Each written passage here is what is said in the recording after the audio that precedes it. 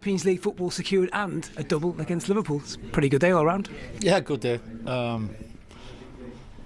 I mean, it was a good game of football, wasn't it? I think I thought we played ever so well, deservedly in front. A couple of errors that happened from nowhere, and the game flipped quite quickly after half time. I thought we dealt with it so well. The character the boys showed, calmed things down, took control again, and to win it like we did was special. So the mistakes I'm not worried about. Two fantastic players, two fantastic lads. So it happens in football, and in the end it doesn't really matter because we won the game. Listen, not to dwell on mistakes, but as a coach, what is the risk reward when keepers try and play out from the back like that? What's the benefit? Well, obviously it gives you control in the game. It's not something that we're over emphasising we have to do. I think we mix it up at times, and we give centre and the defenders and midfielders the licence to see for themselves at times and make good decisions, and happens, mate. Every goalkeeper and every player at some point makes an error. It was just so two of them popped up in close proximity in a game like this, but it won't bother them. As I said, I'm not fussed by it. It happens, and credit to everyone else for getting the result. Yeah, today's a good day. You could pick out a lot of players, but perhaps fitting that Cobby got the winner the same week that he signed his new contract. Yep. Thought he's fantastic again, Cobby.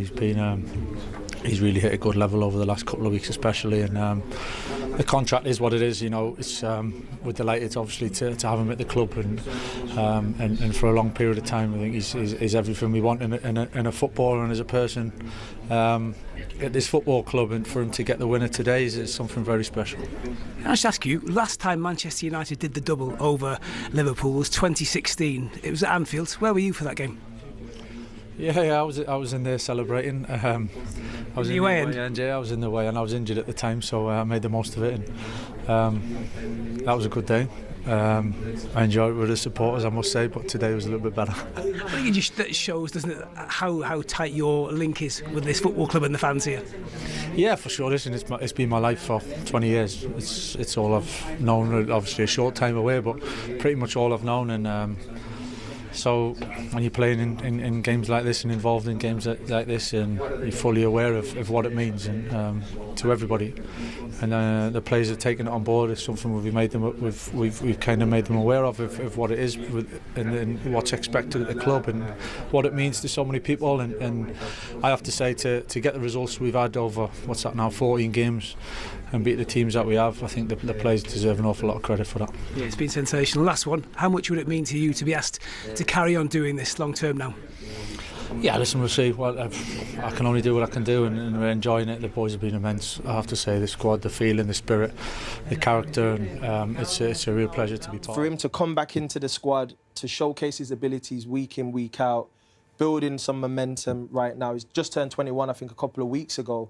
And I think he can go to the next level. I would love to see him work on his explosiveness. I think that's one thing that if he had more explosiveness, which he will get because he's only 21 years of age, and he bulks up a little bit, I think we're going to see an incredibly strong and robust guy in there who has the capacity to run. I think he does need to maybe work on his capacity to run the whole game, because with this you see a lot of players running around, flying around, pressing, and I think with Cobby, he does have the capabilities, but he doesn't show it consistently. I think if he builds himself up, gets explosive, we're talking about a guy that can go to another level that he's United had to dig into their reserves at 2-2. Yeah, even at 2-2, we can be critically United for giving up, losing that momentum, and almost obviously gifting the 2 goals.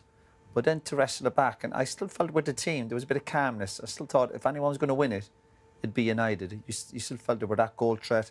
Now, United would also be lucky that there was no Salah or one of Liverpool's top strikers on the pitch, because I think they would have certainly created more problems for United. So we've seen the best and the worst of United today. Scored 3 goals, could have scored more, but they lost momentum. They're 2-0 up, and you're thinking, at half-time, you're thinking, we also want to see a complete United performance. We're just seeing bits and bobs over the last few months. But again, they gifted certainly the second goal, and even the first goal, even when they make the mistake, give it away cheaply. To run that distance and no one put a tackle in, it's not good. So they're the worries for United. You're on about the bigger picture next year in terms of competing in the Champions League. But to score 3 goals and get the job done, you have to give them all the credit.